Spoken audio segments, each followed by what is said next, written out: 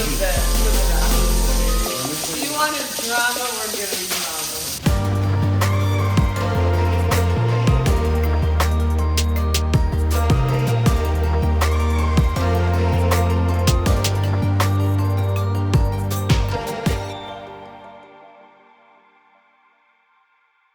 All right, we're in the car. We are headed to our SSTI Essentials campus, leaving our Hilton Head campus where Music Man is in week 2 there at session 1, and things are going so smoothly, why not start a brand new campus this week? So we are going to SSTI Essentials. That is our program that is technique and audition training based. There's no production as a part of it. We run both campuses, which has been like wacky. It's been like one thing over here, one thing over here, something way over there.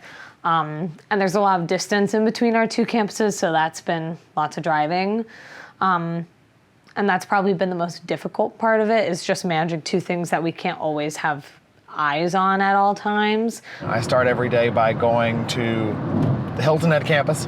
I do circle time with the students there. I kind of answer any staff questions they have, and then I hop in the car and ride an hour over to Beaufort, where our Essentials campus is off and rolling. I spend a few hours there, and then I get in the car and I drive back to the Hilton Head campus. So it is a lot of back and forth during these weeks.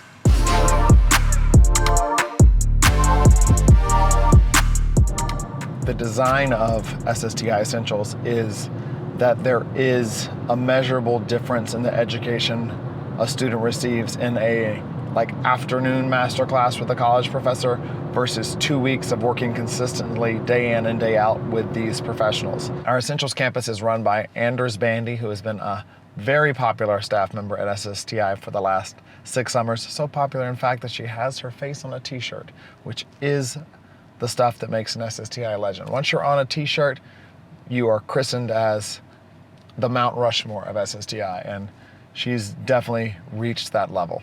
So I am kind of like a Swiss Army knife of sorts here at SSTI Essentials. Ben is super involved and super great. However, he cannot be in 2 places at once as much as he'd like to try. So I'm kind of like the Ben presence over here when he can't be. I'm the program director, so I help coordinate and run the entire program. And then I'm also an RA at night, so I am one of the people in charge of the students, drive them to and from, take them to Walmart. I'm a shoulder to cry on. So I'm just kind of whatever you need me to be over here. And just making sure things run as smoothly as possible. The kids have been doing well. We treat them like adults. We were just talking about this. Like, I give you the respect as an adult, you give me the respect as an adult. You're a professional, I'm a professional. So we definitely set them to probably a different standard than they might be used to, where they take care of themselves, shop for themselves, do their laundry, pack their own lunch. I mean, I didn't do laundry till I went to college, and some of these kids are barely 14. So it's definitely throwing them into an environment where they're having to, make these mature decisions. And at first it was a little rocky transition, but they've been doing really good picking it up.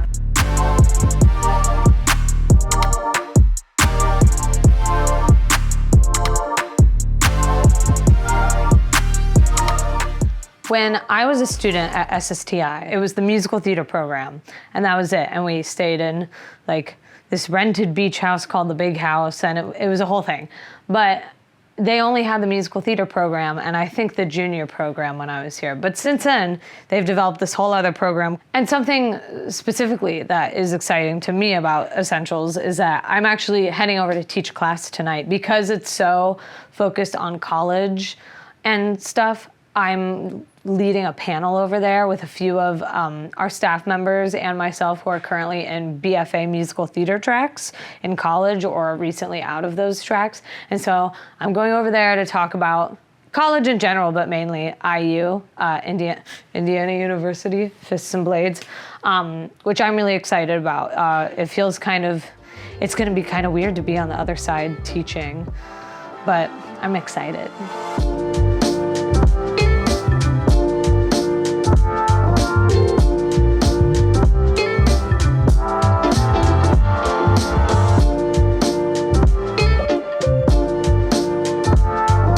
Starting on Monday, we were here in the theater doing splitting them up into 3 groups, and throughout the day rotating between music, acting, and dance kind of workshops. And I specifically have been in the music workshops with Michael, and we've been kind of talking about various techniques, the differences in different types of music within musical theater, style, approaches to learning music, kind of getting into some of what they work on at home with their voice teachers and kind of building on that, choosing repertoire, all those kinds of things. They are really kind of attentive and learning quickly. They have really long days, but they're staying focused all the way through. Last night, through the end of our dance workshop with Nicole, they stayed focused from 10 in the morning all the way till 8:30 when we finished that up. And so they've been great and really absorbing a lot.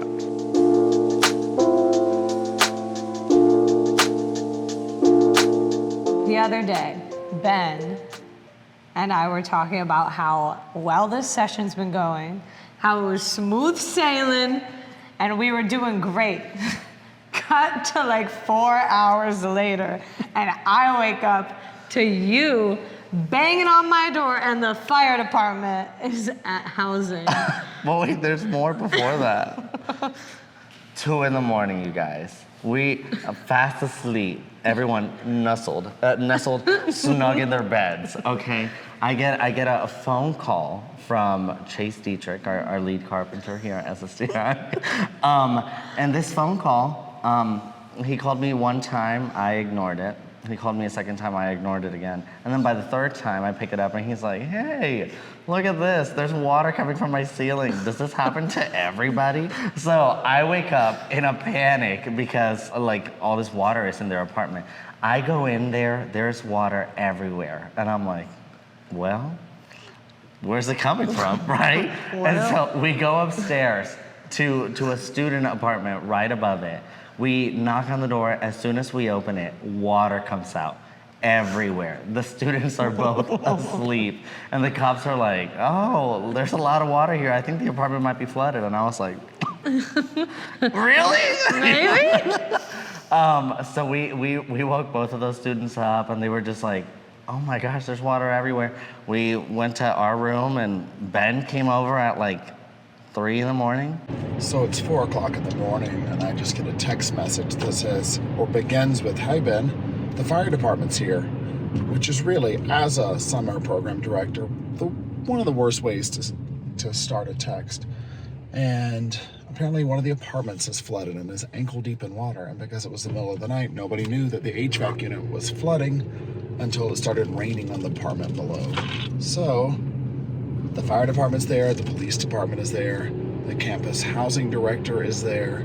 So I'm off to join the party, to be just another unhelpful person who doesn't know anything about plumbing. So let's see what's happening.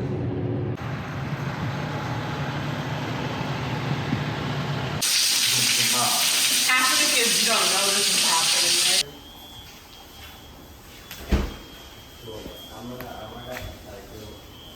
There were maintenance people that were checking the room across from that. And we walk in there and we're like, oh, what a fun night. And then the HVAC closet in that apartment bursts open with water. Another pipe had burst. And everyone was like, well. This is just their like, let's show off what our housing looks like to the students. Oh, this is the sample room.